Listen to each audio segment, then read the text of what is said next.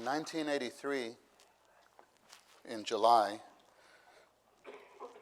our dear brother Witness Lee, gave a fellowship in the church in Anaheim.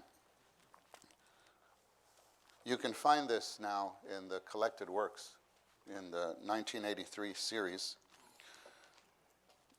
I'd like to read this paragraph, but the main point that I'd like to make is actually in the next to last sentence. It's not a long paragraph. Please bear with me. The children's work is a basic work in the churches because there are so many young people, so many family units, so many children everywhere.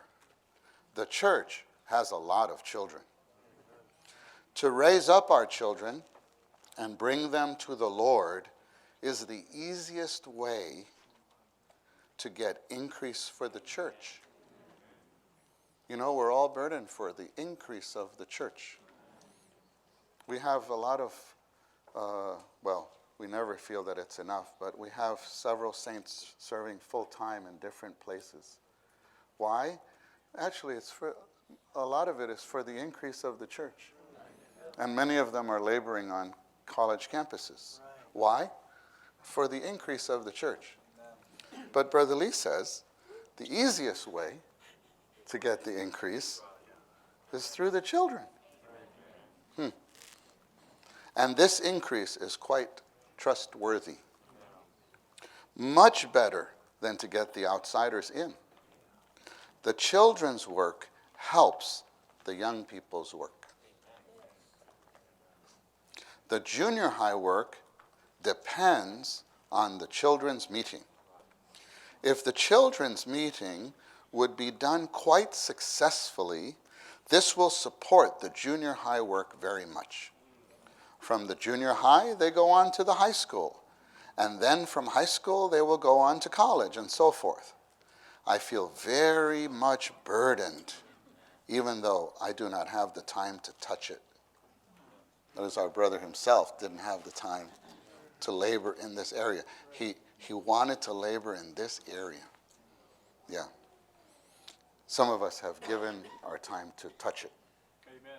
Amen. That's what we're doing this weekend. We're touching this burden. Amen. Amen.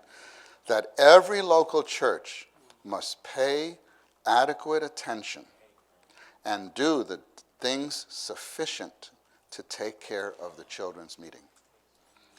Then, from the children's meeting, go on to the young people's work. We must get the Lord's gospel on the, we must get the Lord's gospel on the campus that he could get the young people. So this work, here's the sentence. Please pay attention to this sentence. So this work with the children and young people, the junior high, and so forth, are all related as one piece. This work with the children and young people, the junior high, and so forth, are all related as one piece. The brothers who are working on the children should also get related to the junior high, the young people's work.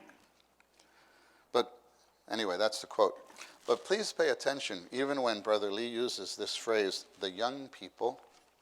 I think today, mostly when we say young people, in our minds, we're talking about the teenagers, the junior high and high schoolers. But are you familiar with a publication that we have called Young People's Training?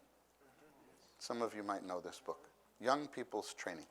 Okay, this was fellowship in 1976, when, I think about 500 of us from all over North America moved to Orange County, California to be trained, but very different, in a very different manner than what many of you have passed through the full-timers training.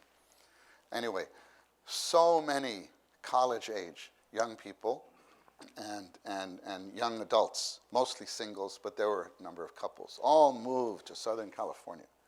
And at that time, there was only the church in Anaheim and the church in Huntington Beach. And so our training was this. Our training was that the 500 of us, and I don't know if there are some in this audience who were part of that migration. I was one of them. I went from New York. I moved a little bit later. This was in the fall of 1976. And I went at the end of the semester. This was my first semester in college. My first semester in college, so I was 18.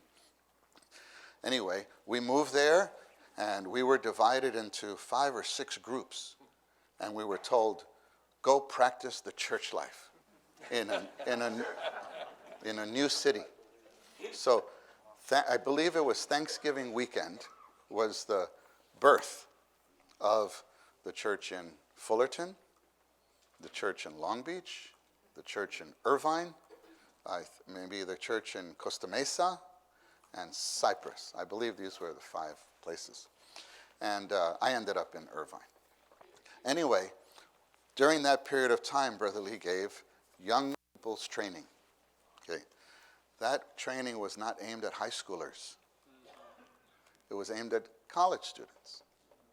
College students. And you look at the content of that book, and it is, he talks about the triune God, he talks about the gospel, and he talks about the ground of locality, one city, one church, and how to present that to people and so on.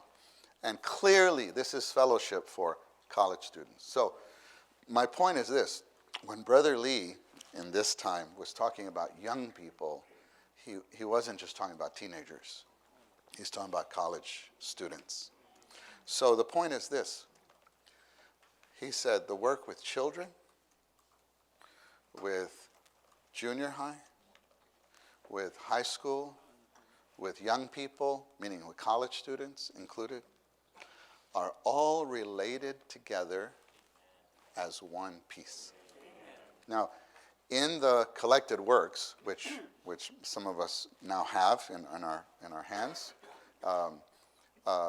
this word peace, I can tell you, was changed to work.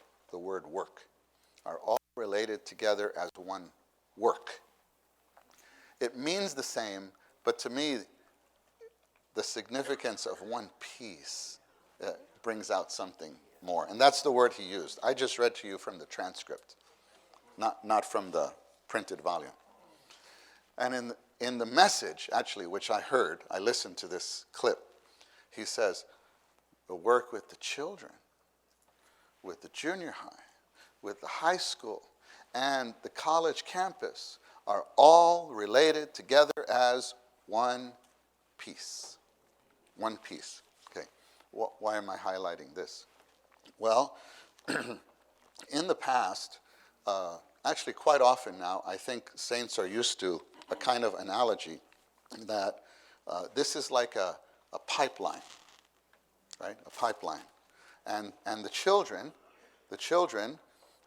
pass through our hands in the church life as passing through a kind of a pipeline. It's not that the children are the pipeline. The children are the water passing through. The pipeline is actually us. Okay. And the thought is this. The thought is this. Oh, maybe, is it okay if I, yeah. The thought is this one or this one? Okay. Can I erase this? And, yeah. How about I leave those for, okay. Yeah. The thought is something like this, that when you have a pipe, and always the threat or risk of leakage is where? At the joints, right. So then you have this joint, and then you have another piece, and then it's like that, and excuse my drawing, and then you have, and so on. Okay. So the risk of leakage is here. So this is the kind of thought. This is children's meeting. And this is the the teenagers. This is the junior high, and this is the high school. And sometimes there's a thing there. And because there's certain saints take care of just middle school. You call it middle school or junior high? Junior high. Okay. And then certain saints take care of this. And then this is the college campus work and certain saints. And I heard actually just 2 weeks ago, I was in a certain place, and a brother told me, yeah, you know, we wanted to borrow some full-timers who were serving because we were short, and then we were told, oh, no, our full-timers don't touch the children's work. Yeah, well, many things seemed wrong to me in this scenario. First, borrow, the thought of we need to borrow, anyway, even if they lend you their full-timers for one morning, it's to send them back. It just seemed so, anyway. So anyway, he heard about that. It wasn't in his place, but he heard about the saints serving in that way before in a certain place. And he was troubled. He wanted to know how I felt. I think it's clear how I feel. And anyway, the leakage, the potential for leakage is, okay. So anyway, this pipeline thought was somewhat how we analyzed our services. And it is true that those who serve with the children's meeting, which I don't know about here, but I know in our place, mostly sisters, probably 80 or 90% sisters, are not the ones who are on the college campuses, although that's not 100%. Sometimes there are some moms, I know in our place, the sisters who serve on children's meeting, who are stay-at-home moms, some of them, they are the ones who make appointments with the students and actually, they babysit together and then allow one to make like 2 hours on Thursday to have time for appointments with students. So they cooperate. So it's not strictly that way. But in general, these who serve children actually don't have even much to do with junior high. Unless you're hosting the junior high meeting because you also have a child in junior high. But the services don't intersect. And then on, and it's very compartmentalized. Right? Now, maybe for the practical carrying out of service, this is needed, a focus. Surely you need to focus. But we're not a business. We're a family. Amen. And families don't work this way. Families don't work this way. You have a child that's 3 years old. They can help mommy. At least go get the diaper for the 6-month-old.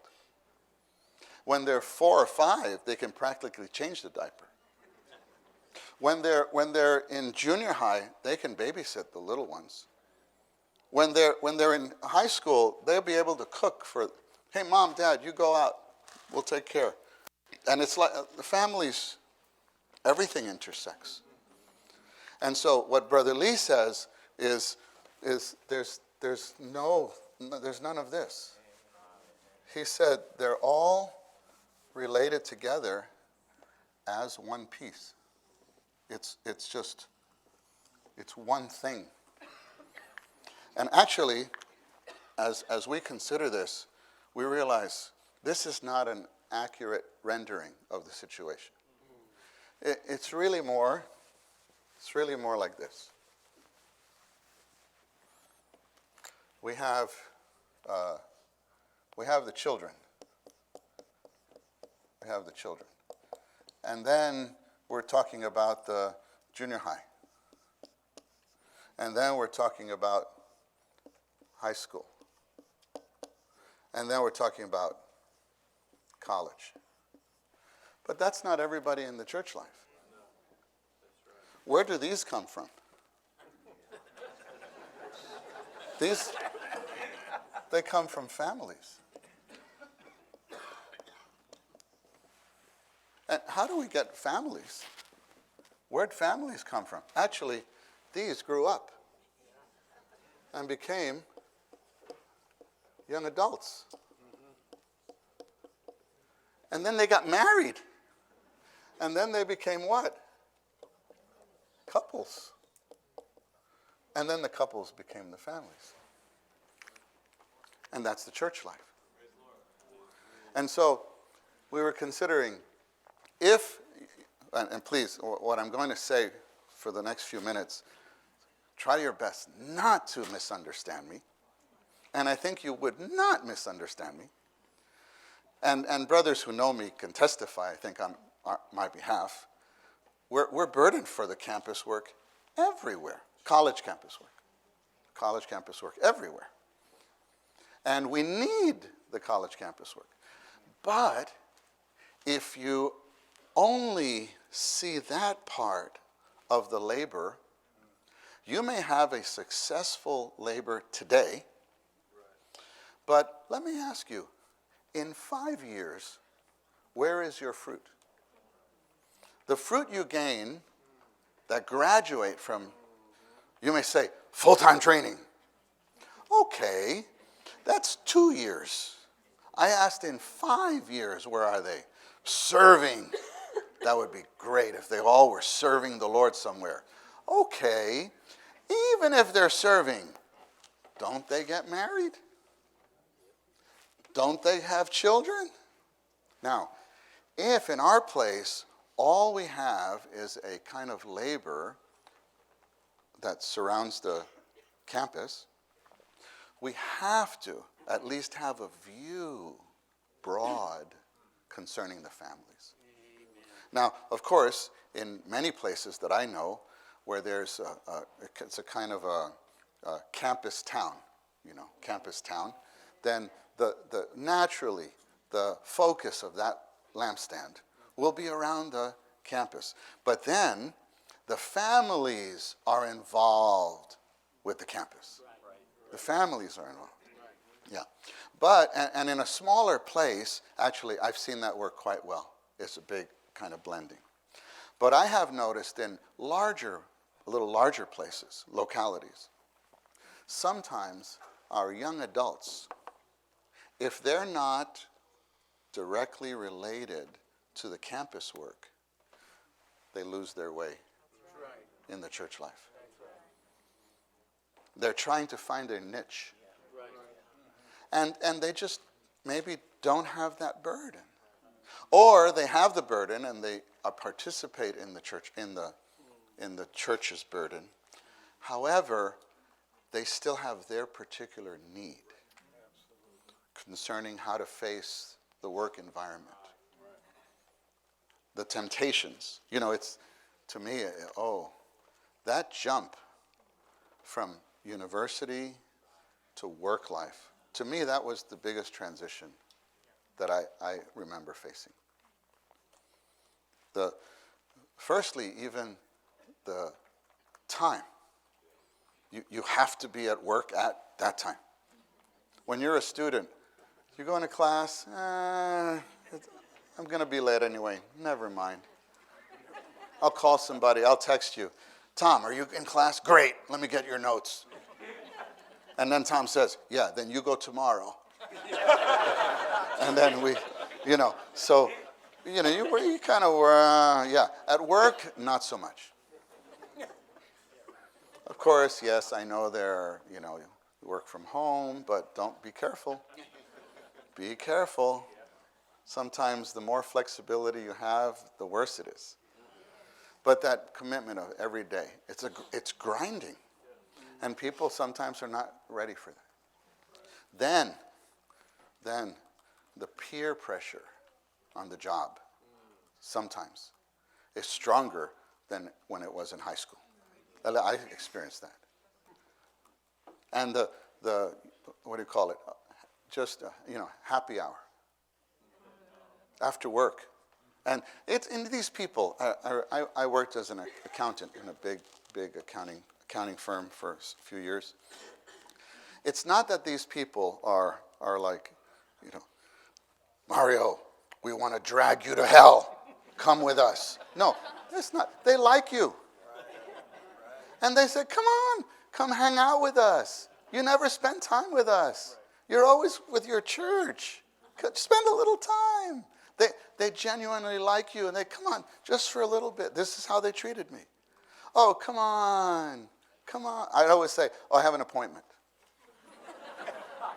I have an appointment on Tuesday night. I have an appointment on Monday night, Tuesday night, Wednesday night, Friday night. Yeah, and the only time I didn't have an appointment was Thursday night. I said, no, sorry, guys, that's family night. And, you know, but they, and then they, oh, come on, so you go. And sometimes, I remember one time, my coworker said, come, and you never come to anything. I said, okay, I'll come. Actually, it was not happy hour. It was a party, and it was on a Friday night. But it was okay, Brother Bill, because the party started at 10:30 or 10 o'clock. I thought, I don't have an excuse. I don't have appointments at 10 o'clock. My meetings end at 9:30. So I thought, oh, you know, should I go? Anyway, so I ended up going. And then I got there, and oh, I remember she made such a big deal. She goes, hey, everybody, look who's here. And I'm like, oh, whatever. And then she brought me to the liquor table, and she said, this is not your table. Your table's over here. All the soft drinks. So I thought, I have a testimony. I thought, thank you. So, but even then, there was a bother. I remember that night. I sat there with my Coke, and inside, what are you doing here? What are you doing here? You don't belong here. And don't misunderstand. By this, I'm not saying I have a policy never to join coworkers. And no. I had peace at other times to join. But sometimes it was not out of burden. It was out of peer pressure. It was out of fear. It was out of, the supervisor inviting everybody for a barbecue on a Saturday when we had a conference scheduled. Then what do? Then normally I would just say, oh, no, never mind. But this is the supervisor. This is your manager. You're the only one on the team that doesn't show up. That doesn't look good. And this is what our young adults face. And there's never a time for them to talk about it. And they feel, brothers, they feel that we all just are overcomers. And we overcame everything. And we know how to do it. And they're struggling, and they think, you brothers wouldn't understand because you never struggled. Isn't that ridiculous that we never struggled? But when we sit here in the front row, it looks like we never struggled. And so the brothers, the people feel like, and so they figure out their own way to navigate that. And sometimes it's not the wisest way. And why? Because we never had an opportunity to fellowship such things. So we have now regular conferences for the young working saints where we touch these kind of topics. How not to be carried off as spoil in that situation. It's the same God's economy, but it needs different applications. And then you have the challenges of the young couples. Yes. At the wedding meeting. We were just talking about this. At the wedding meeting. Sorry. The Lord bless all the weddings. But everyone pretty much says the same thing.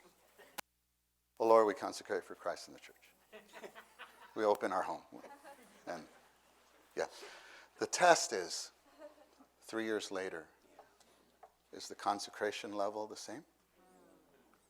When you get your first house, when you get from the apartment to the house, Is the consecration the same? The first child, second child, soccer, music, language. Is the consecration the same? How do you navigate those waters? And if we never have fellowship, it says in Timothy that the older sisters should teach the younger sisters. Right. But where does that happen? We need a church life environment. We need a family environment to provide that for. So my point is this. If we don't take care of this sector, and this sector, and this sector,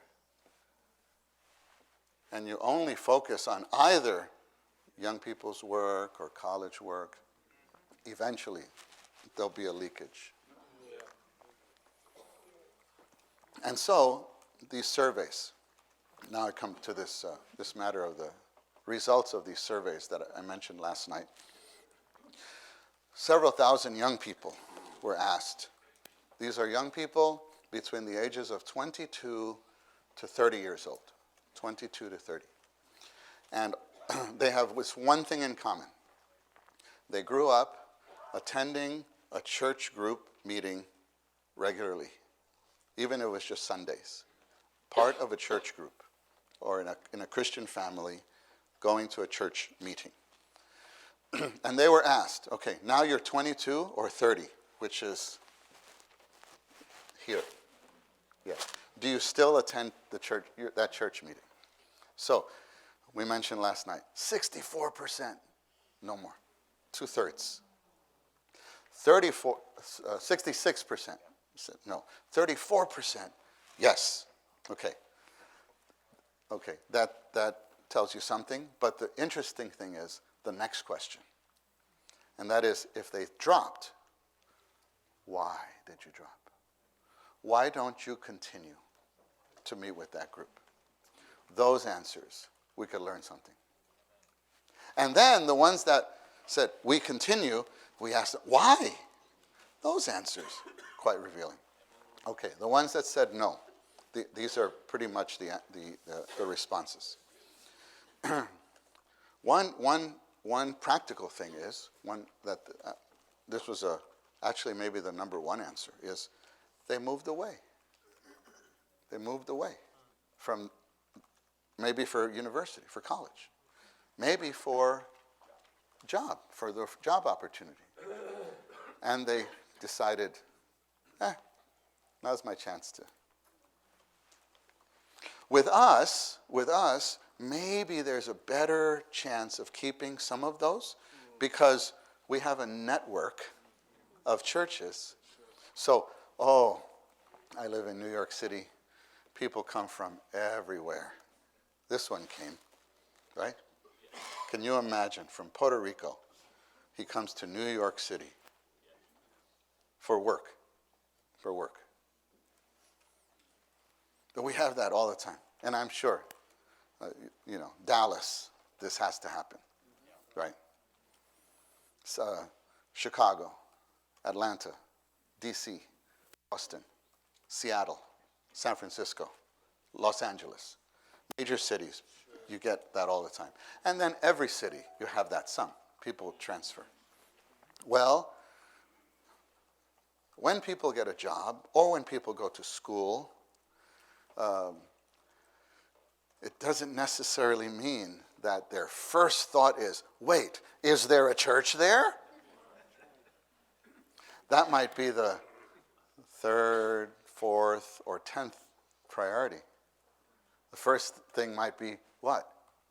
Money. How much? Advancement, opportunity. And they said, Mom, there's a church there. We've had people come that we found out 2 years later they moved to New York. I was in one of our Lord's Table meetings. Because now we have nine halls, so I'm trying to make the circuit. I was in one meeting, and And after the Lord's table, I think many places do this. They say, oh, anyone visiting or anyone here for the first time, please stand up. And this young brother, oh, hi. I moved from Toronto 2 years ago. And it's my first meeting. And you could tell he was just so, and he didn't even have to, he didn't have to say that. I don't know. We make people say stuff like that. You understand? With kind of an atmosphere. It should be, hi, Saints, my first meeting. I moved from Toronto, and anyway, we try to welcome. But there are many that we missed them. We missed them. Of course, now that we have halls all over the city, it's a little easier to get people. But still, moving is a transition. Sure. Even if you have the intention for the church life, it's not guaranteed you'll have a good transition.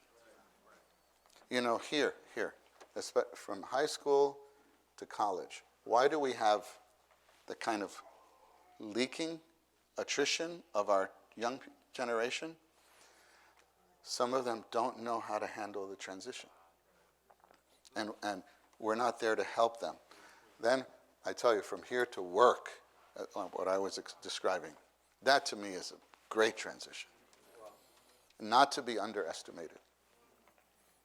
And if we can help people in the time of transition to navigate the waters, to experience the Lord. They know so much already, but they don't know how to apply. We need to learn to apply. You know what the Lord said in Matthew 7, right? He says that he who hears my word and does them, right? Hears my words and does them. They're like a man who builds his house on a rock. And the what? The rains come, right? The winds blow, and the floods come. And then the one who doesn't do, right? Who builds his house on sand, do you realize the same three things come, right?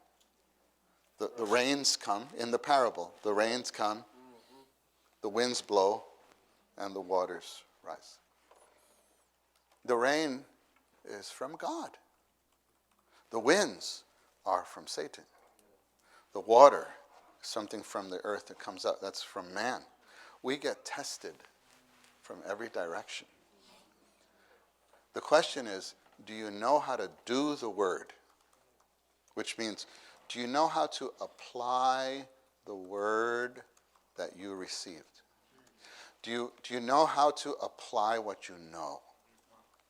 When you're in this stage, especially if you grew up among us, sure, the ones who came into the church life in college age, they need more perfecting and so on.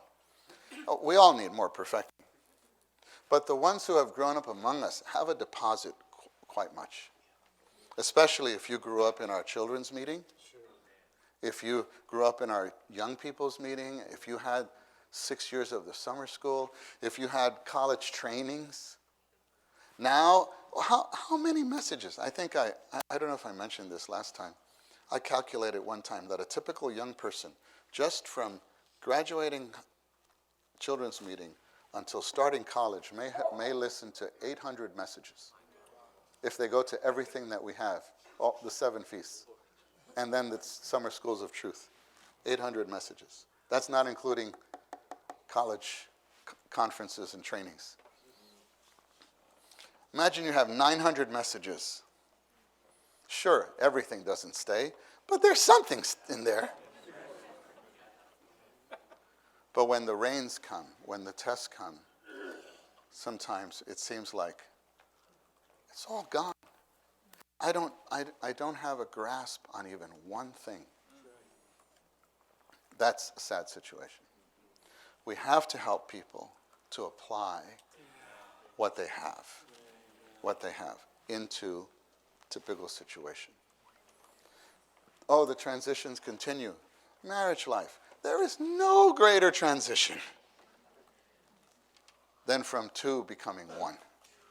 That's a big transition. No matter how much you love one another, doesn't even matter how long you've known one another. You think, oh, we've known each other since children's meeting, and yeah, even then it's a transition.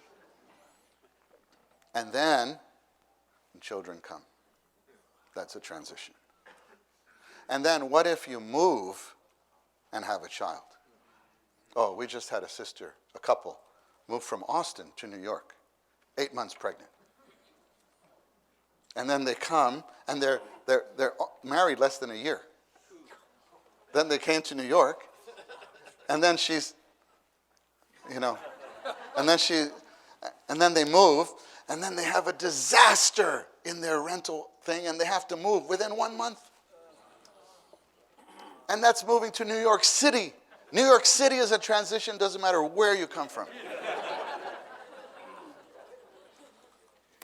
Oh, it's just transition. It's so many things.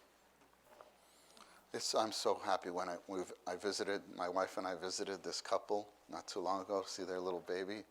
Oh, they're just so happy in the church life. Surround the saints in that. Actually, it's a new district. I was a little concerned. It's a new district. Are they going to get the care? And that district increased 78% last year. 54 baptisms. Yeah, in that one district. Actually, 54 Filipino-speaking new ones. Yeah, we didn't know that there were Filipino people there, but anyway, but those saints, some of them brand new. They started.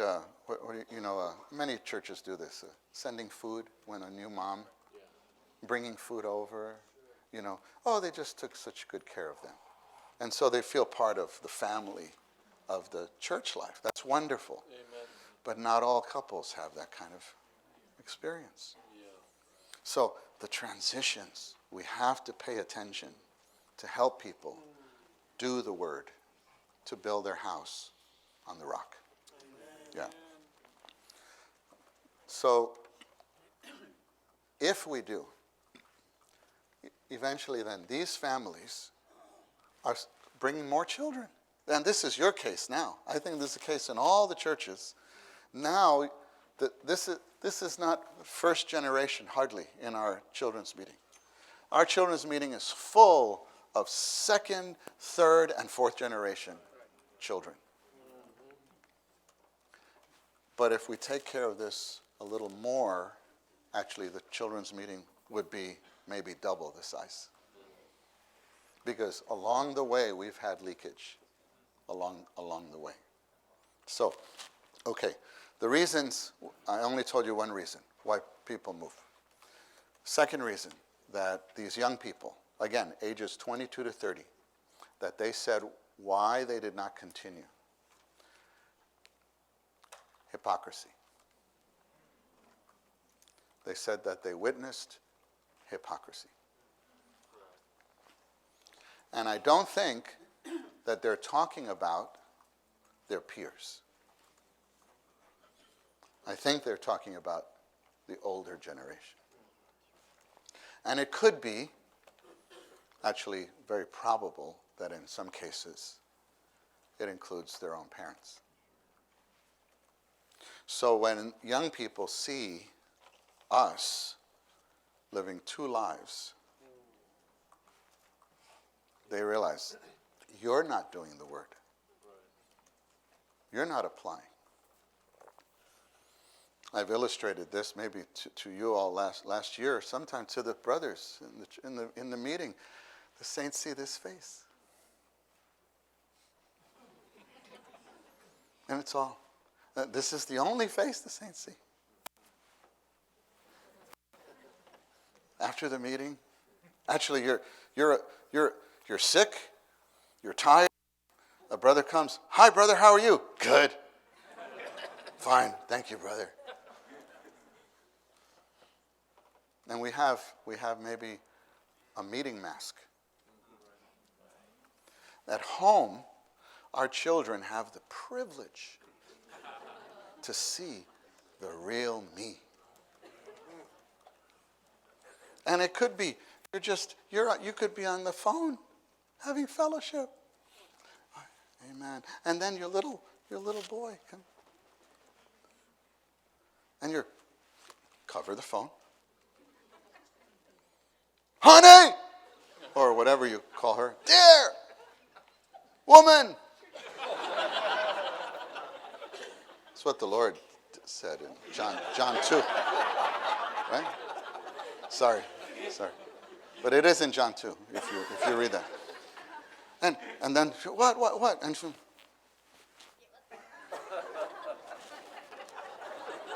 this, you never saw me do that in the meeting. In the meeting? But that expression, sooner or later, this child grows.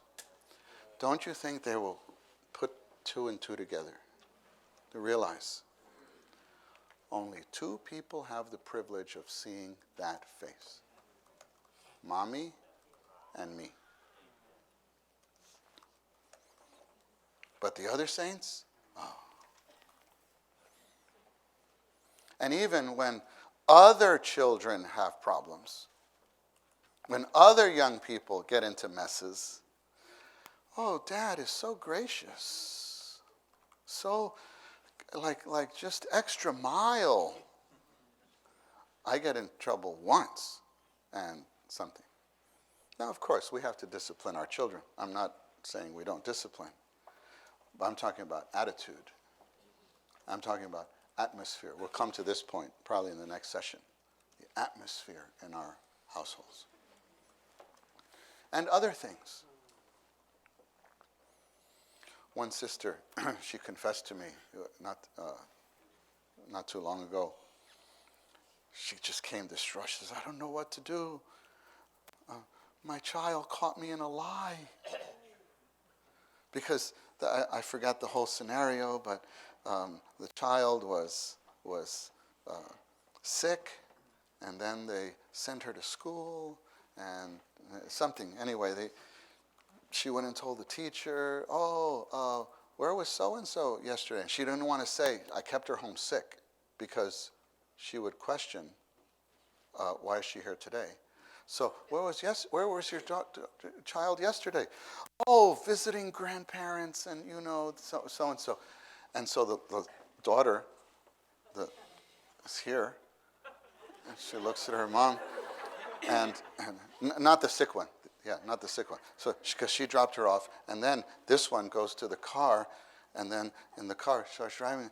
Mommy, why did you say that so-and-so was at Grandma's house yesterday?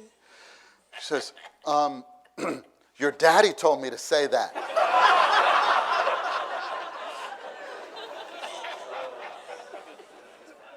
Which actually was true.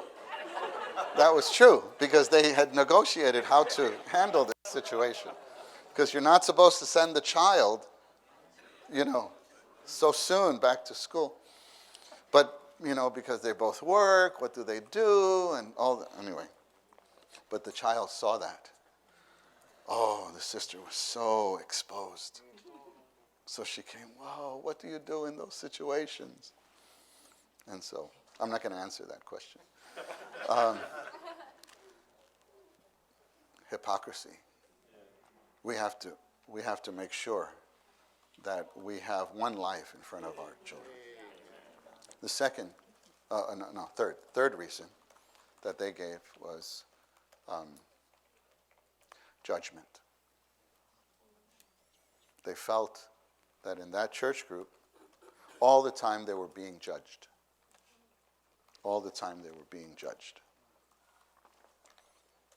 And we have to, for this, not look at, don't have this attitude. Well, that's Christianity for you.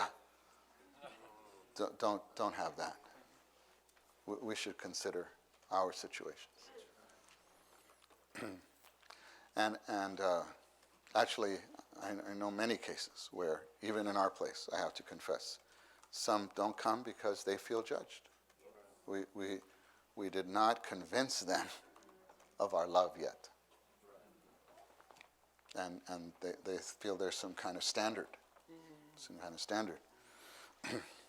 And they've also seen that when a new one comes, maybe off the college campus, and looks a certain way, with different style hair or color, maybe tricolor hair or something, and certain things somewhere of metal, and certain pictures, and we're just, welcome. You want to come to our Bible study? Praise the Lord. We welcome everybody. All we see is like 3 circles coming in. Tripartite man. Tripartite. We don't see the outward. We just see their candidate for salvation. And then he says, oh, that's great. Can I bring my girlfriend? And we go, sure, the more the better. And then down, we see, 6 circles coming. Yeah, coming into the meeting. And we're just so happy. But when one of our young people brings their friend to the meeting, I don't know the situation here, so I don't think I'm picking on anyone, any place, but I have seen this in my place, I'm confessing. That there's a raised eyebrow. A raised eyebrow. Like, that's Brother Ben's boy?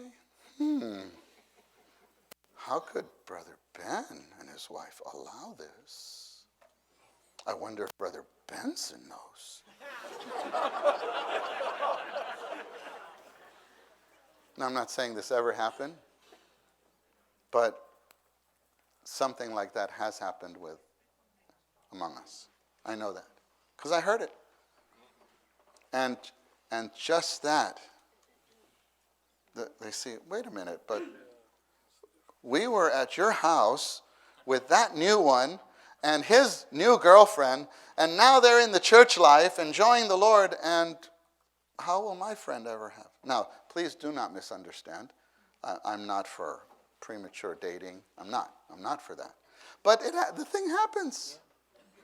How do we respond? What is the atmosphere in our church life? And sometimes the Lord just works in marvelous ways. And we've seen exceptions in the Lord work. So sometimes we need to be a little more open. But the point is judgment or standards. Standards.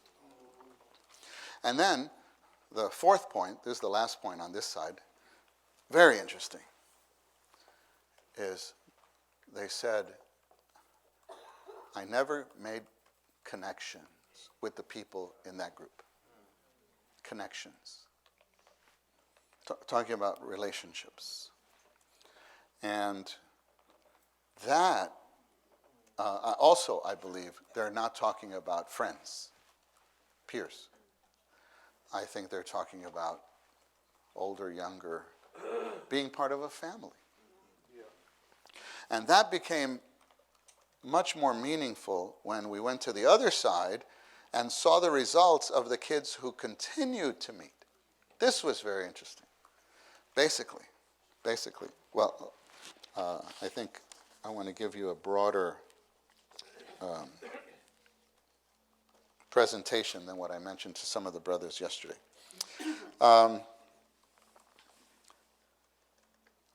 Yes. There were 3 basic things that they said, plus a couple others, but 3 basic things. The kids who continued meeting.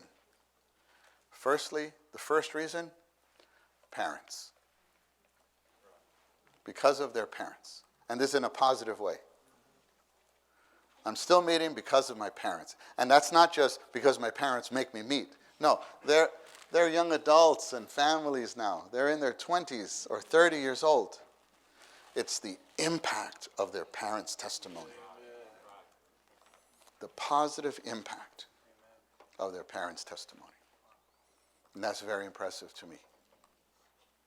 The second is that they said they entered into a relationship with the Lord Jesus by the time they were 17 years old. A personal relationship with the Lord Jesus. Amen. By 17, which means before graduating high school. Yeah.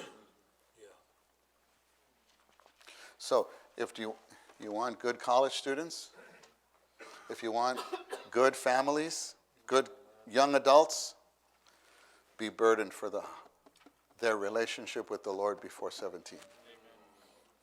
And I think we should borrow some college serving ones to maybe spend more time with these.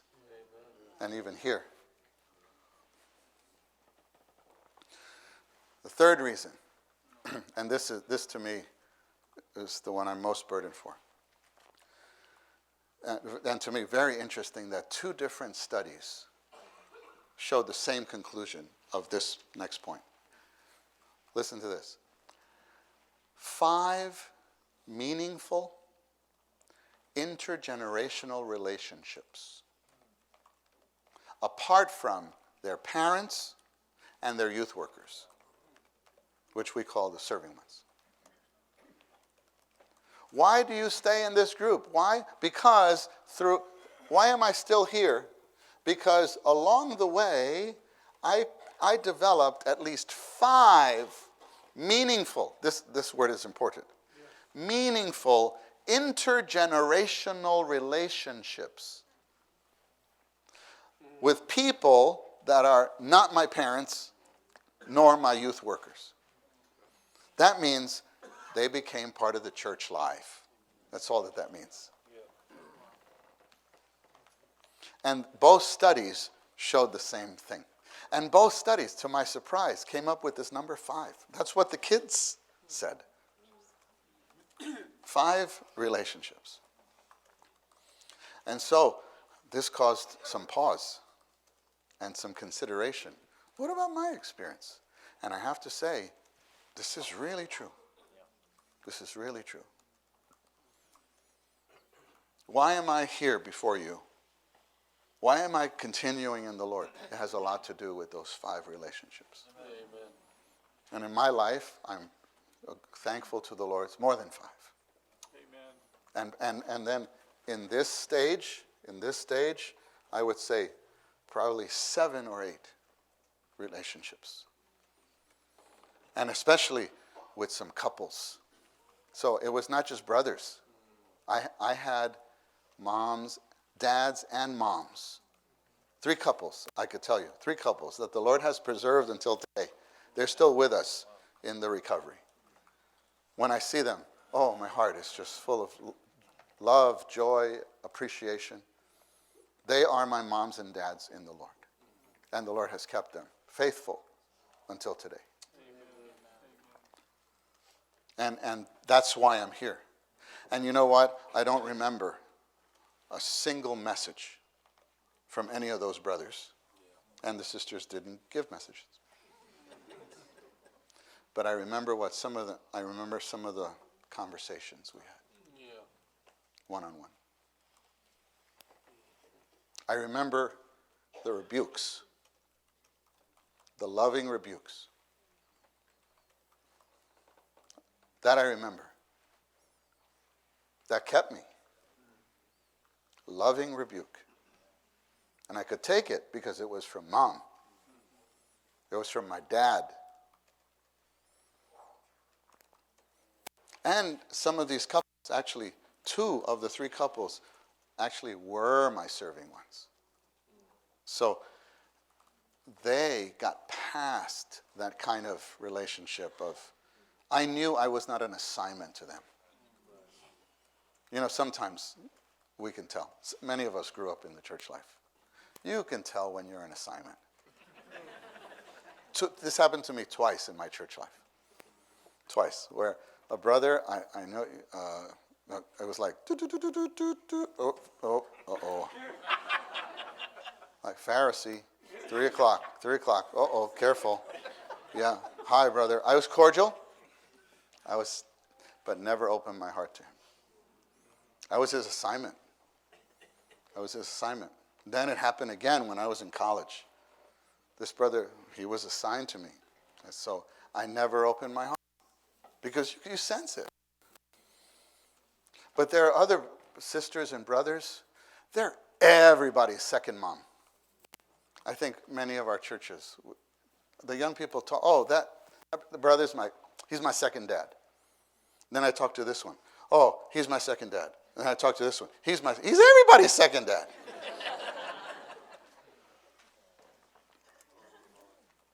We have some brothers that's everybody's grandpa. That's the way they're not message givers. They're not message givers. But the young people like hanging out with them. Yeah. And many of those brothers are very good with their hands, like carpentry and fixing things. The young brothers just like being with them and helping them fix things. They don't get preached to. They don't get judged. But somehow they get supplied. Sometimes, as they're talking, you find out something about the brother's testimony. And you're like, what? You were where? You did what? One time, my son came home.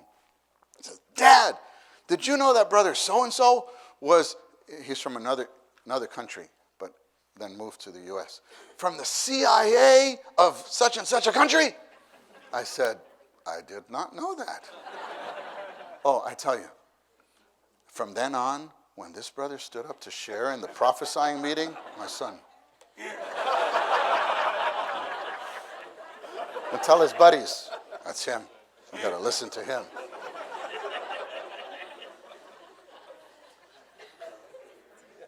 That's from high school till today.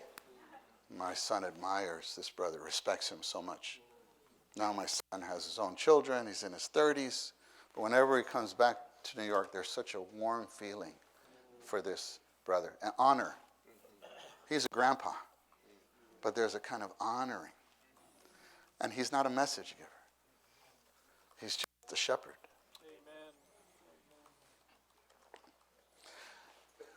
Two other points of why people stay. A little development from what some of us talked yesterday. They also said this. They developed a sense of purpose. In their younger years. Why do they continue in the Lord? Because here they had a sense of purpose. And that led to another thing, a life of service. Yeah. Purpose and service. A calling to service. Young people don't like to be just pampered.